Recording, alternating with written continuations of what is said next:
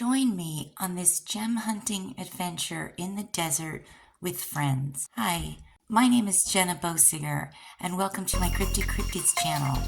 On this episode, I go on a desert gem hunting adventure with my friend Denay and the Palm Springs Gem and Mineral Society. We were looking for petrified wood, agate, fossils, and quartz. On this gem hunting adventure, I brought along my friend Denay and my dog Waldo. We followed an experienced guide and determined gem hunter deep into the heart of the desert, and he led the group to uncovering many hidden treasures. When going on these rock hunting adventures, it's best not to go alone, because you don't have phone reception. You could get lost or have car troubles, and it would be a long way to walk in the desert before seeing anyone. And so if you don't have any friends who are passionate for treasure hunting, then all you need to do is find your local gem and mineral society and become a member. They plan group gem hunting trips, and they know where to go and where to find the abandoned mines and gem sites. Plus, it's always best to go with people who share the same passion for gems, minerals, and outdoor adventures.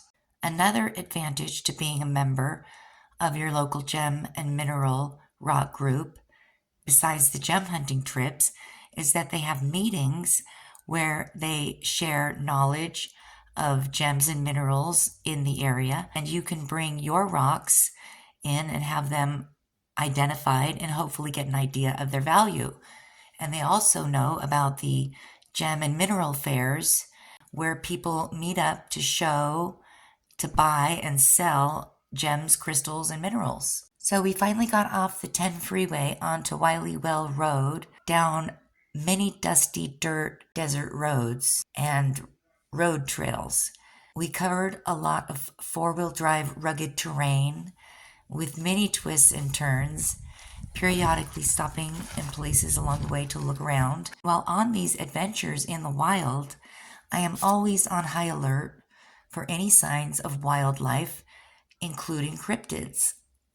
And on this trip, I may not have found evidence for the local Sandman, also known as the Yucca Man, which are the names given for the Bigfoot known to exist in the deserts of Southern California. I did see two beautiful wild horses, which was exhilarating to see, and I pulled over to get better pictures, but I did not do anything to frighten them or make them run or scare them or anything. They just stayed perfectly still and looked at me. And the unfortunate thing is that I temporarily broke my camera. Well, I broke my camera. I need to get a new camera, and I did not have a zoom lens. If I did, you would have been able to see the expressions on their faces as I tried to communicate with them. I didn't want to scare them away. I didn't approach them or anything like that. So we went on our way, and that was the end of that. As a professional photographer, that I do not have a camera at the moment other than my cell phone camera that doesn't have a zoom lens. Wild horses in Southern California, there is the government rounding them up to remove them from the wild, and the reason is because they say the horses graze too much, and the horses are eating the graze that the cows could be grazing on. And so the solution is to eat less cows. It's also the reason they are culling wolves currently in this country, so that non-native cows can graze in the wilderness without being disturbed by the native natural predators, which are the wolves. So you may not be seeing as much wildlife in the wild anymore, but you'll have an increased likelihood of having a cow sighting in the wild. We saw the most beautiful sight of cotton fields, and they all looked ripe. The white cotton balls had subtle tints of blues and pinks and purples and greens. If I would have had my good camera with the zoom, I'm just saying I would have had some amazing, stunning, breathtaking photos because it was beautiful. By the way, how strange were these signs that we were driving by? that covered miles of desert wilderness saying, "Danger, U.S. government property, no trespassing, ammo." And so my question is, did the military just randomly dump everywhere without making any kind of note or record about where they put them? And it makes me wonder if maybe they're hiding something, because why wouldn't they have kept a record about where they were putting? You never hear about wildlife stepping on these explosives, which is what these signs are basically warning. They're saying that if you walk around anywhere on these parts, you could step on ammo. That's the warning. If you were going to put a sign that says "No trespassing" out in the middle of nowhere in the desert, putting a sign that says "No trespassing," basically anywhere you step, you could be in danger of setting off, is much more persuasive. There was a beautiful rainbow in the sky.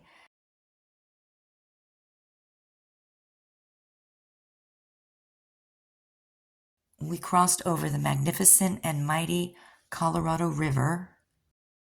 Just look at the vibrant colors on some of these rocks. This seems like it was man-made at some point. It's got markings, and it looks like it was made into a tool. And this one is pretty neat. It's pretty thin, and it's like a guitar pick. No, I don't know what it was used for, but it's really cool. It's smooth on one side and rough on the other. And there's kind of like a bend in it. This seems like it was a fossil, maybe turned into a tool. Maybe. And then a lot of these would be really great if I need to get my rock tumbler. I need to get a rock tumbler again, and I plan to do that. Not all of them, but this is cool. It's like a slice.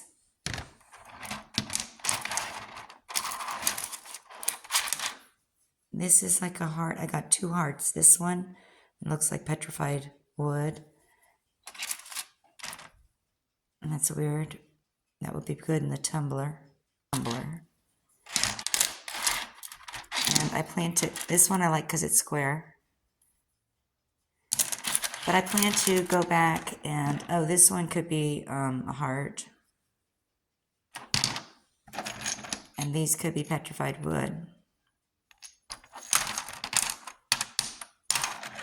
There were a lot of green rocks there. Petrified wood. My favorite rock of the day was this special and unique quartz crystal. This one is my favorite piece, and the video's not really doing it justice, but it looks like it's all smooth on one side. And on some of the edges, there's a little bit of some smoothness. But it looks like just it was an oval-shaped crystal rock that's split in half. And you don't see many crystals out there like this. It's so pretty. It's incredible to find a quartz like this in the desert, and it feels very special. Quartz is believed to have healing properties, also used in technology with clocks, and can be used to store massive amounts of data and information. There was a final recording that's all black. Then the conversation is very mysterious.